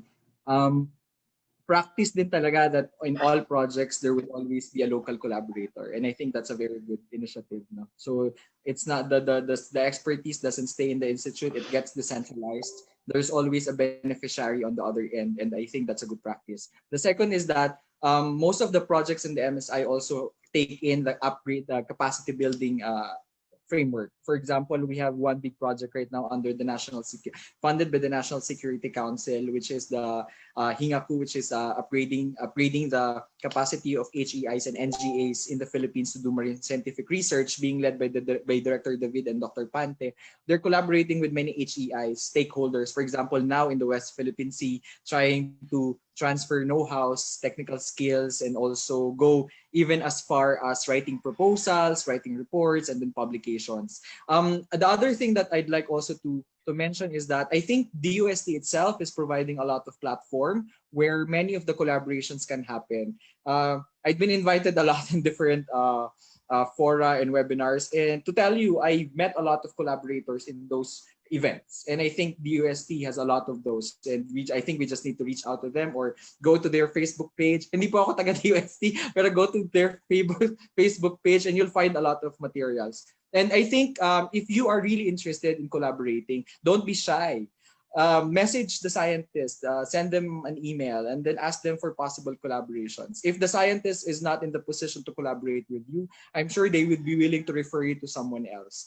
I also now I really appreciate right now, siguro sa cohort namin to ni Sir Fred, mga millennials and Gen Z scientists, we're very active in social media, especially in Twitter and Facebook. And Twitter is really becoming a good way or an alternative way to meet scientists. There are a lot of very active Filipino scientists on Twitter where they share the results of their research and the opportunities for collaborations.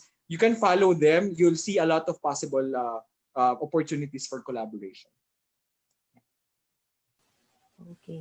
So next, so yung mga gusto makipag-collaborate, follow Sir Deo and Sir Fred on Twitter and Facebook. So from Miss Lay, our student de La Salle Lipa are planning to conduct studies on microplastics in Batangas and Laguna. We hope we can collaborate with Dr. Deo.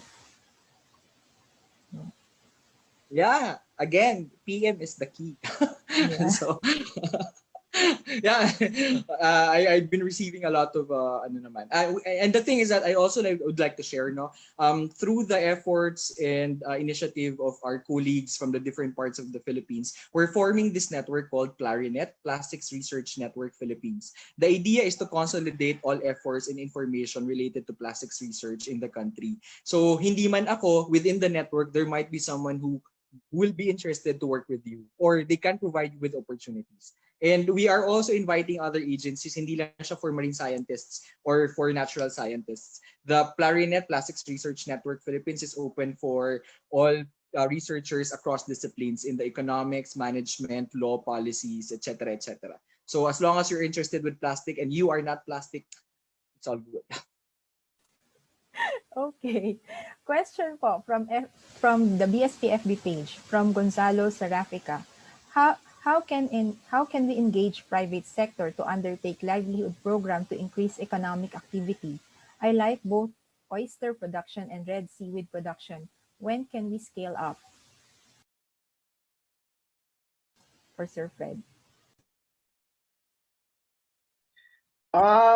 Regarding red seaweeds, particularly Eucuma and Kapaphycus, I think the private sector is very active already in that aspect.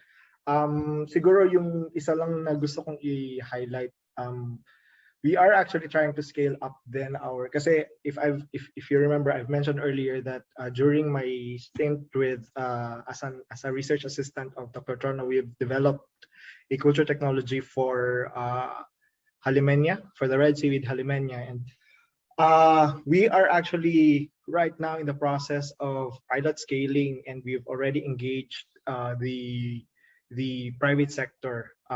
And there is actually an interest for that. It's just that the pandemic happened. So hindi kami nakapag-proceed sa pilot scaling effort. But definitely we are trying our best also to engage the private sector, especially in developing and pilot scaling our technologies in terms of seaweed production. So Okay, so I guess we just have to wait for the pandemic and then we can proceed, no? Contact din, syempre, PM pa rin is the key.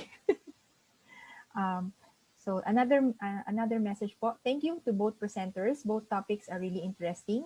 One question to both Dr. Onda and Dr. Santi Añez is, what made you decide to come back to the Philippines when you had so many opportunities abroad? What are your plans to roll out more information like this to more people? Ako, kulang tong forum na to answer that question. But there are a lot of reasons, when you decide to come back to the Philippines. For me, it's both opportunity and personal. I've always shared this story in the many events. Siguro konting kwento lang. I was not even decided to come back to the Philippines yet. I thought doing more training abroad for a couple of years would be more beneficial for me. Pero I went home to Palawan. I met this little kid who told me, alam mo, gusto kong maging katulad mo. Gusto kong maging doktor ng dagat. There are a lot of, madrama siya, but there are a lot of reasons at the end of the day. There are a lot of reasons, but at the end of the day, there would only be one or two that will really motivate you to come back. And for me, inspiring that one kid to become a scientist is one good enough reason to actually stay. And hopefully, I am able to continue inspiring more scientists sana with the opportunity given to me by the MSI and by the DOST. yeah, yung sa akin naman, tawag na. Ang hirap sundan ng video. Well, yung sa akin naman is actually one of the reasons bakit ako umalis and nag-PhD abroad and study actually taxonomy and system in particular is that yung it was actually primarily the influence of Sir Trono.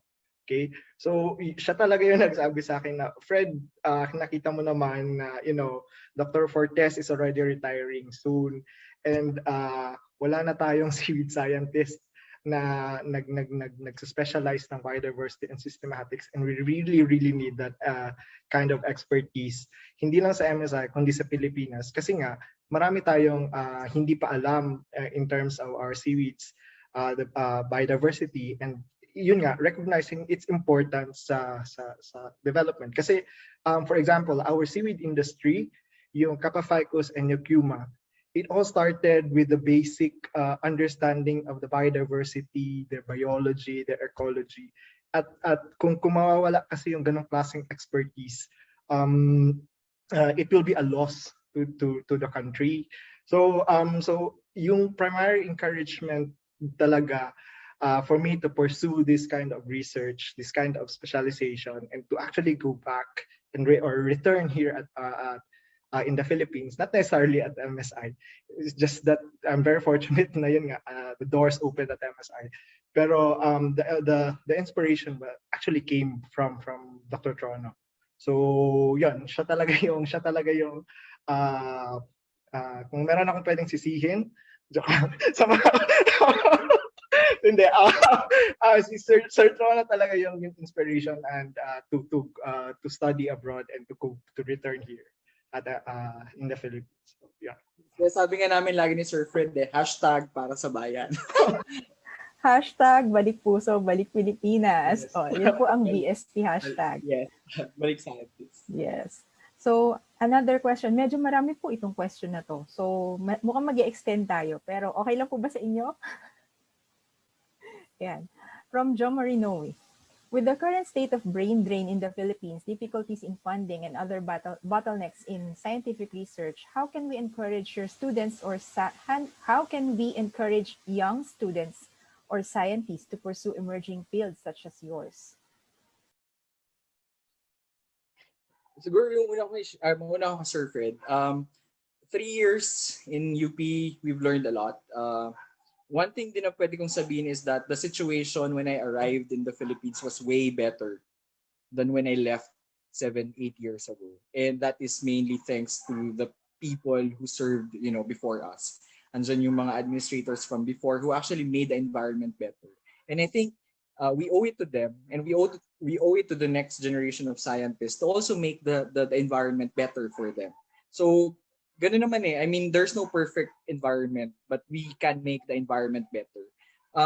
The second thing that I need to acknowledge is that there's really a lot of challenges even within the university setting and even in the national setting for STEM research in the Philippines. A lot of our researchers are still contractuals, which make the profession very uninviting kasi hindi siya financially stable. We are still experiencing a lot of kaming mga scientists sa UP, for example, we are being limited by the procurement system, for example, but that still needs to be improved.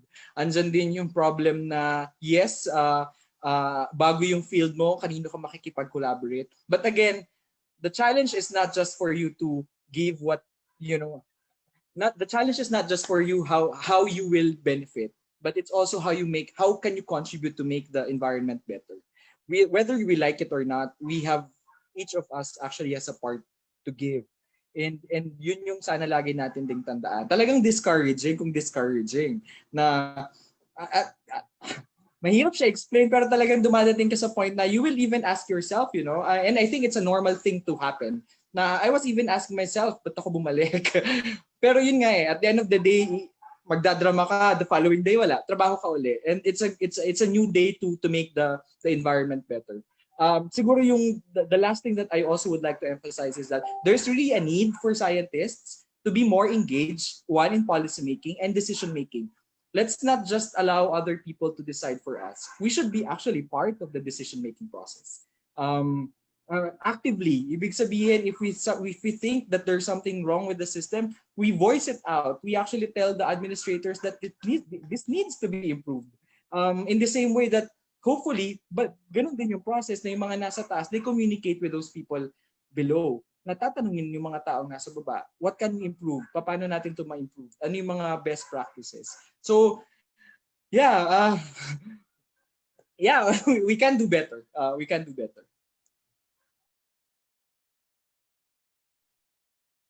Yeah, siguro yung sa akin, onting addition na lang. I think what's isa sa mga magandang character ng mga scientists is actually we are really good at persevering. So kasi for me when I discovered that I love seaweeds, I love doing seaweed research. Na ito yung magiging niche ko. There are challenges actually. Pero yun, pag kasi nakita mo na gusto mo talaga, usually naman we will persevere naman, di ba? So yun, yung ano sa akin is yun, kapit ka lang, makakarating ka rin doon sa kung saan man yung gusto mo tunguhan. And then yun, I also second doon sa sinasabi ni Deo that the environment now is really way better than before we actually nung before kami umalis.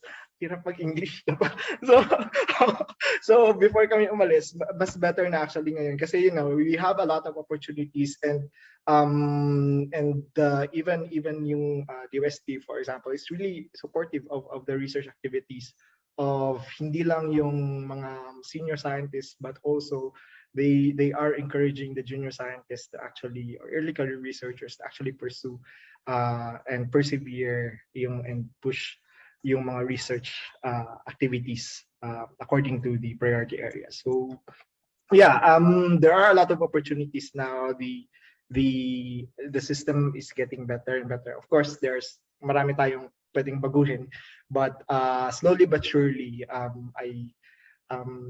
nakikita naman natin yung mga pagbabago, and we hope na it will continue to change for the better. Okay, very well said. With that, sabi ni Miss Maren Umali, congrats to the two speakers. I can see their dedication and passion to their chosen fields of expertise. Yes, it is quite hard to be a scientist in our country, but what you have been doing so far is an inspiration to our youth, especially in the advocacy of biodiversity and environmental awareness. Thank you for sharing your expertise and for the service. Pero hindi pa yan tapos. At saka ang dami pumupuso sa message kanina ni Sir Deo at saka ni Sir Fred. Hello, Sir Deo, from Makiwan, Malugaw. Can we make projections on the number of microplastics in the Philippine waters in 2050 or 2100? Do you think it could affect the diversity and abundance of phytoplankton when our important fisheries, example sardines? Again, loaded yung question, pero siguro, one, can we actually do model predictions? We can, but the question is that we actually have enough data. There's none so far. We tried collating all the data from the different agencies. There's a lot of things that we need to do with the data, and then we still need to collect a lot more data. That's why yung efforts for baselining, if you look back into the National Plan of Action on Marine Litter being drafted by the Department of Environment and Natural Resources, DNR, yung number 1, 2, 3 point doon is actually more developing methods and approaches to quantify plastics pollution, because there's a recognition that we need to know how much plastics are out there. So to do a good prediction, to do a good model, we need good data. And right now, we are not at that point yet. And I think yun naman yung effort ngayon to increase yung data collection. And yung pangalawa, do you think it could affect the diversity? Many studies have already been showing na it's already affecting. To what extent, yun ang hindi natin alam. And then yun ang nakakatakot sa Pilipinas, because we are 82% waters and we're very much dependent on the bounties of the sea. The seas are changing, and yet we do not know how it's changing and how it's affecting us. So definitely yes, but the question is, anong extent? Yun yung hindi natin alam. And I think that's where the marine scientific research initiatives are very much important, kasi it will allow us to sort of quantify and have an idea, a real scope, kung ano yung trajectories.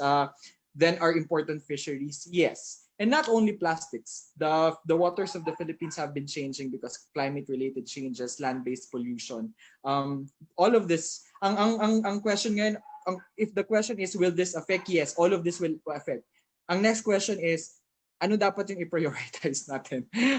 And I think that's the challenge with the scientists, ano dito yung natural, ano dito yung human cost. And I think that's where more studies should be coming in. Okay, thank you. Last question na po ito sa chat box. Hello, Sir Fred and Sir Deo. How do you cope with toxic environment of research? Example, competitiveness, funding struggles, unsupportive boss, person-to-person conflict. Thank you. Si Sir Fredo, may insights? For me, what helped is to have a really good support system. The group of friends and either sa workplace or even sa random na mga friends na nakikilala mo throughout your life. I think it is really one of my coping mechanism to really have a good set of friends na pwede kong maging tawag na to, rant page, yung chat box namin. And also natanong din ako nito nung before ako nag-apply ako ng scholarship pero how do I cope with, kasi toxic environment is really stressful environment. I eat. So I eat a lot. So ice cream is a really good really good solution for me. Comfort food. So comfort food. So yun. Pero yun. Yun yung with respect to yung pag sobrang toxic na or stressful na ng environment. But with respect to for example funding struggles, it helps to have a mentor. So look for someone na may established a track record and ask them what works and ano ba talaga yung hinahanap, for example, ng funding agency. Or you can actually go directly to the funding agency. Ano ba talaga yung hanap nyo? So here's what I can offer. saan ba ako pwedeng pumasok. So yun, yung sa unsupportive boss, unfortunately, we have a really, really good, very supportive boss here at MSI, so hindi ko pwedeng masagot. Person-to-person conflict, there are a lot of avenues to settle that, and yun, it's really nice to yun. Pag may supportive boss ka, yung person-to-person conflict, I think madali yung ma-resolve. So competitiveness is part of the game. Yun, kailangan mo lang din talaga ng guidance on these matters din siguro. So yun, I think very important to really find a good mentor, especially for early career researchers, kasi it helps a lot. It helps a lot. Siguro just to add to the discussion, dun sa how to cope up with stress, at some point, mahirap kasi talaga ihiwalay if you become a researcher or head of a lab yourself. Mahirap minsan ihiwalay yung personal dun sa work eh. Even with the work from home mode, ang hirap na ihiwalay kung saan yung office at yung personal bubble mo eh. Pero ako, I learned na parang set aside a day or two in a week just for yourself, you know, kahit madaming email, well, it's weekend. Give time for yourself. You deserve it. Ganon. Tapos, one thing I also learned is that I think I don't love teaching that much, although I teach, pero I love mentoring. And having very good students with you who you support and who also supports you. That's one surprise. Yun yung isa sa mga welcome surprise sa akin. I apparently love mentoring. And the work becomes better, easier, and lighter when you are surrounded by very, very supportive friends and also students. So choose the people who you work with. That's one thing. Yung doon naman sa competitiveness, alam mo, natutunan ko, kapalang din talaga ng mukha minsan. When you're very young and when you enter a room full of senior researchers, meron silang expertise ka na wala sila. And you just need to assert that. You just need to, speak for yourself na, this is my training and this is my expertise. Even if yung iba hindi naniniwala siguro sa'yo. Pero assert that kasi you were trained for that. So minsan talaga guts and kapal ng mukha lang. Tapos yung last, if you don't have a very, well, we have a very supportive boss. But in case you don't have a supportive one, there's always an administrative process on how to, call out yung ganong klase ng behavior or attitude or environment. It is a responsibility of each and every institution na gawing environment friendly in environment for scientists. And if it's not working for you, you should be helping the institute come up with a better environment by calling out the people who make the environment not favorable to you. So be part of the process. Huwag ka masyadong ma-intimidate with that kasi there's always a process within that will allow you to actually change the system. Okay, akala ko sir, na yun, last na message na yun eh. Pero meron pang humahabol.